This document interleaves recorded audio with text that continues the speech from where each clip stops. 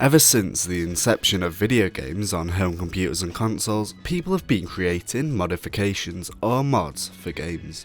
Widely regarded as the first of which is the mod named Castle Smurfenstein, a modification from the early 1980s that replaces the enemies in the game Castle Wolfenstein, which was on the Apple II, with Smurfs. Ever since then, modding video games has become a widespread phenomenon, with practically every new game having hundreds, if not thousands, of mods available for it. Although Castle Wolfenstein was the first game to be modded, it wasn't until around a decade later, in 1993, that we got what is maybe the single most impactful game in the history of modding: Doom. Doom set the stage for what was capable in the coming century for the future of the modding community.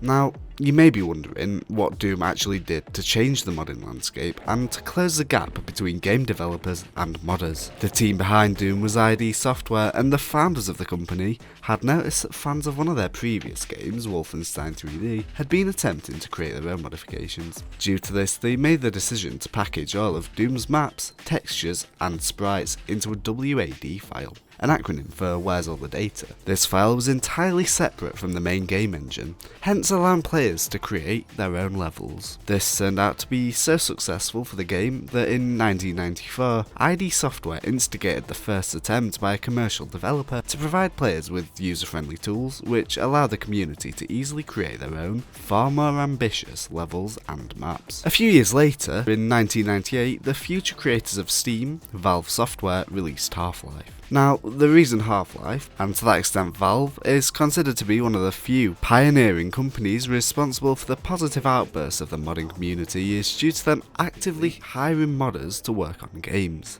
and making modding for Half-Life very easy. In fact, because of this, the world's most successful video game mod ever was created: CounterStrike. Published by Canadian coder Min Lee just 2 years after Half-Life, in the year 1999, Counter-Strike was a modded version of the base game, in which two opposing teams can purchase weapons and have to battle against each other to plant bombs and fight over objectives. Valve recognised Counter-Strike's potential and made the decision to hire Lee, and then acquired the rights for the mod.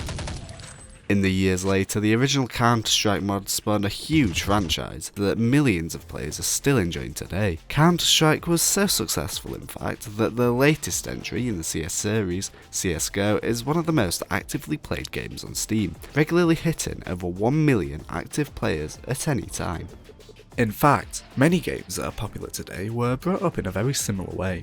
One of the next to follow was Team Fortress. Originally developed as a free mod for Quake in 1996, it eventually became its own game and was released on PC by Valve and Sierra Studios in 1999. A few years later in 2006, the sequel to Half-Life, Half-Life 2, was also responsible for a new game being created from a mod. Garry's Mod, more commonly known as Gmod, was developed as a mod for the game by Gary Newman. But once again, Valve purchased the rights, and it was later released on Steam by Valve in collaboration with Facepunch Studios. It wasn't just Valve that had this kind of impact within its modding community. League of Legends, developed by Riot Games, was originally an idea created by the developer of the Warcraft 3 mod for Dota, Steve Feek. Feek met with newly founded development company Riot in 2005 with the idea, and the game was released years later in 2009. Now obviously, not all mods have been developed into full-on games, however that's not to say they aren't incredible. For example, one of the biggest achievements within the modding community is the Skyrim mod Valskar. Developed by Alexander Velicki, this mod takes players of the game to a whole new world, roughly a third of the size of the base game.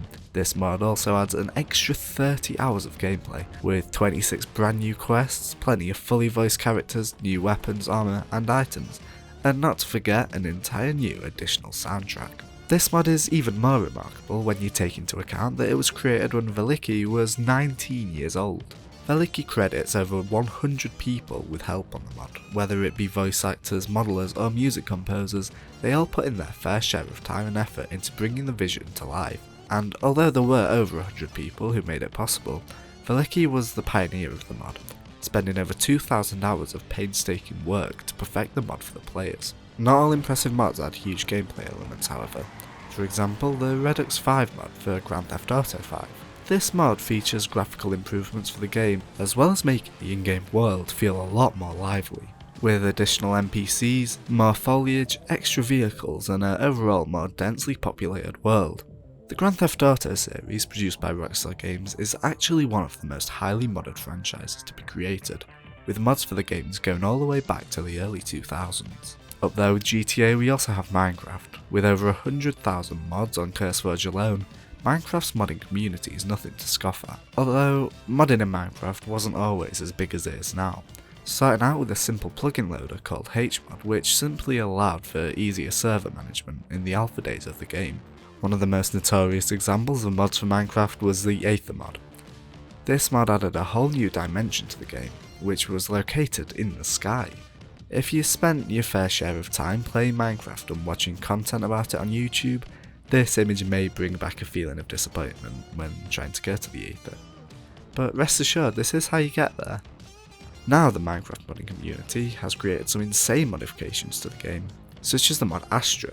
This allows you to visit other planets and build space rockets, space stations and moon bases. Or perhaps you'd prefer the Twilight Forest mod, which adds a new dimension to the game as well as 7 extra bosses. Whatever type of game you prefer, in 2023 you'll definitely be able to find an abundance of mods available for it, allowing you to do just about anything. Rest assured, the video game modding community has come leaps and bounds from what it was in the early 80s. Obviously. But with that said, it's important you stay safe out there while on the lookout for the next game-changing mod you download. So how do you stay safe while modding? Well, of course every game will be different, but there are a few basic rules to follow to ensure you'll have a safe gaming experience. Firstly, it's important to note if the game you're trying to mod is connected to the Steam Workshop, it's always safe to simply install from there, instead of downloading files from external websites and installing them into your game manually. However, not all mods support Steam's Workshop, meaning you may have to install your mods manually.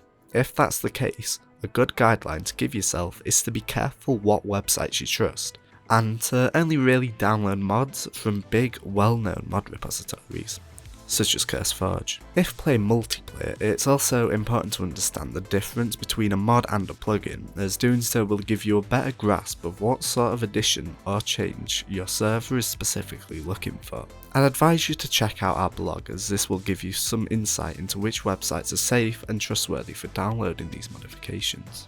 With the amazing advancements in the modding community over the last decade or two, it's quite difficult to imagine what the future of modding may look like, but with us already having entire game overhauls, the sky appears to be the limit, and I for one can't wait to see what the community will come up with next. Be sure to subscribe to Shockbyte so you don't miss out on any of our future content, and if you enjoyed this video, you may enjoy this one we made on the history of gaming over the last decade.